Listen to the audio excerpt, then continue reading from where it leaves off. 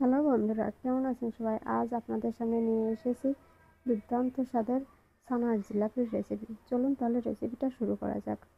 আমি এখানে 2 লিটার দুধ চালে বসিয়ে দিয়েছি। দুধটা বড় হলেই আমি চুলার আঁচটা বন্ধ করে দেব। এবার একটি বাটিতে আমি 4 টেবিল পরিমাণ ভিনেগার ও 4 টেবিল পরিমাণ জল অ্যাড করে নেব। এবার এই দুধের ভিতর অল্প অল্প করে দিয়ে আমি ছানাটা ভালোভাবে কেটে নেব।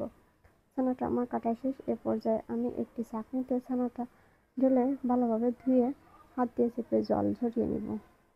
এখন আমি ছানার ভিতরে 1 টেবিল পরিমাণে ময়দা, হাফ টেবিল পরিমাণে বেকিং পাউডার ও হালকা জল দিয়ে আমি ছানাটা ভালোভাবে মেখে নেব। ছানাটা কিন্তু এরকম তুলতুলে একটা সফটনেসটা আসবে, শক্ত কিন্তু হবে না।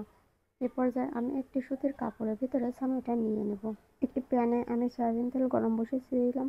তেলটি হালকা গরম হলে আমি জিলাপির আকারে শেপ দিয়ে নিয়ে মিডিয়াম আঁচে এটিকে ভাজবো।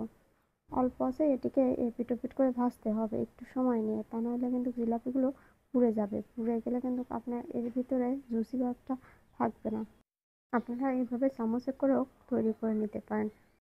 এ পর্যায়ে আমি অন্য একটি প্যানে আমি 1 কাপ চিনি ও 2 কাপ জল দিয়ে একটি শিরা তৈরি করে নেব। শিরাটা গরম হলে চুলার আঁচ বন্ধ করে দিতে হবে। আমি জিলাপিগুলো এপিট ওপিট করে লাল লাল করে অল্প আঁচে ভেজে নিয়েছি। এবার এই ভাজা জিলাপিগুলো চিনি শিরার ভিতর গরম থাকা অবস্থায় দিতে হবে। আমি একে একে সবগুলো জিলাপি চিনি শিরার ভিতরে দিয়ে 15 মিনিট রেখে দিব। তারপর রেডি আমাদের দুর্দান্ত স্বাদের আজকের ছানা জিলাপি। দেখুন এটি দেখতে কতটা রসালো হয়েছে। আজ এ পর্যন্ত, সবাই ভালো থাকবেন।